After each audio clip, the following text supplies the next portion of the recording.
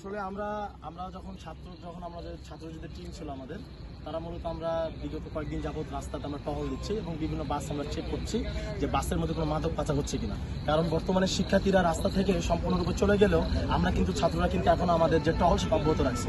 কারণ বর্তমানে আমরা বিভিন্ন জায়গা থেকে অনেক গাড়ি থেকে বা বিভিন্ন বাস থেকে অথবা বিভাগীয় যে বাসগুলো আছে সে বাসগুলো থেকে আমরা অনেক ধরনের মাদক এবং নেশা জাতীয় যে দ্রব্যগুলো সেগুলো উদ্ধার করছি আমরা।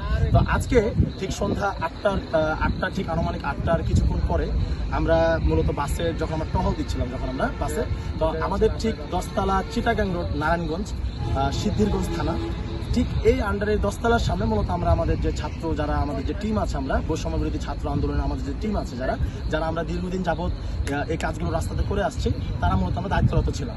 আমরা বিভিন্ন বাস থেকে শুরু করে লোকাল বাস থেকে শুরু করে যাত্রী পরিবহন এবং বিভাগীয় যে বাসগুলো আছে সে বাসগুলো আমরা চেক করছিলাম।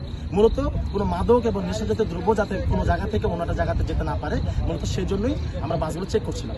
চেক করার একটা পর্যায়ে আটটা আনুমানিক 8টার কিছুক্ষণ পরে আমরা জোনাকি পরিবহনের একটা বাসকে আমরা সিগন্যাল দিই আটকানোর জন্য। প্রথম অবস্থাতে বাসটা থামতে রাজি না হলেও আমাদের টিম তাদেরকে অনেক কষ্টের মধ্যে তাদেরকে তাড়া করার পরে ধরতে সক্ষম হয়। বাসটি ধরার পরে বাসটি যখন আমরা ধরতে পারি তখন বাসের জানলা দিয়ে মূলত এই দুইটি ব্যাগ যেটা আমরা উদ্ধার করছি, এই দুটা ব্যাগ জানলা দিয়ে ফেলে দেওয়া হয়। ফেলে দেওয়ার পরে যে ব্যক্তি যাকে আমরা মূলত উদ্ধার করছি তাকে সহ আমরা এই দুইটা জিনিস আমরা মূলত উদ্ধার করছি এবং জানলা দিয়ে সে ব্যক্তিটা এবং এই জিনিসগুলো নিয়ে প্রথমে সে ব্যাগগুলোকে ফেলে দেয় জানলা থেকে, তারপর সে ব্যক্তিরা জানলাতে লাফ দেওয়ার চেষ্টা করে। জানলা দিয়ে লাফ দেওয়ার ফলে সে রিক্সার উপরে একটু বাড়ি, যেহেতু সে চলন্ত গাড়ি থেকে বা গাড়ির উপর থেকে যেহেতু সে লাফ দিচ্ছে জানলা দিয়ে, এই জিনিসগুলো সহজে যেহেতু সে লাফ দিছে, সে একটা মারাত্মকভাবে খুব আহত হয় এবং তাকে আমাদের টিম যারা ছিল তাকে আমরা মূলত চিটাগাং রোডে 10 তলা ট্রাস্ট হসপিটালে তাকে আমরা মূলত ভর্তি করি। এখন সে সেখানেই আছে এবং এই জিনিসগুলো আমরা উদ্ধার করি।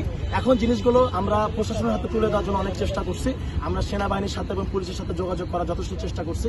তো আমাদের সেনাবাহিনী নারায়ণগঞ্জে কর্মরত যিনি আছেন তার সাথে যোগাযোগ করার পরে উনি আমাদেরকে বলে নিজ দায়িত্বে এটাকে নষ্ট করে দেওয়ার জন্য সকলের সামনে, এবং যে অভিযুক্ত ব্যক্তি যাকে আমরা পেয়েছি তার ব্যাপারে আইনগত ব্যবস্থা নেওয়ার জন্য আমাদের টিম কাজ করবে এবং অলরেডি আমরা থানা এবং প্রশাসনকে জানিয়েছি বাকি দায়িত্ব তারা পালন করবে।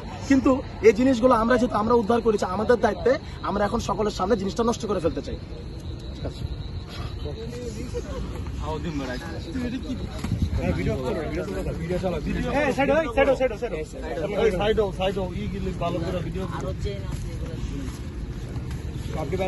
খুঁড়ে দেবো পানি ছিটে তেল ছিটে দেবো।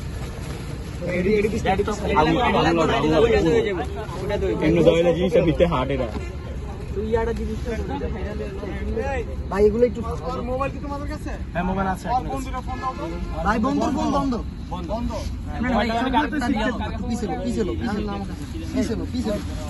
দূরে থাকেন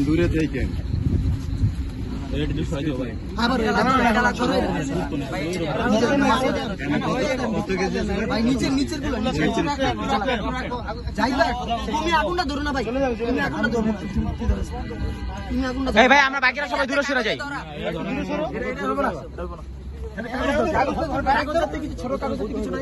আরে কি সোনাটা লইতেছে বারবার ওই কাগজ ছোট কাগজ পেপার জাতীয় কিছু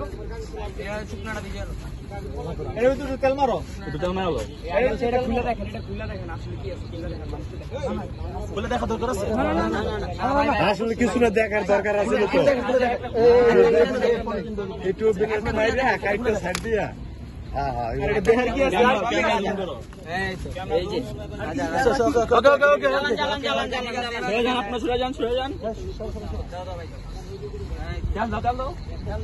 তেলা লাগবো না, এখন আর তেল লাগবো না।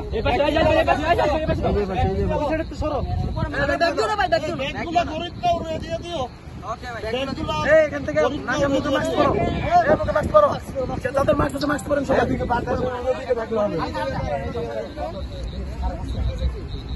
ব্যাগ পাওয়া লাগবে, ব্যাগ না খুললে তো এটা তো ধরবো না পুরোটাই।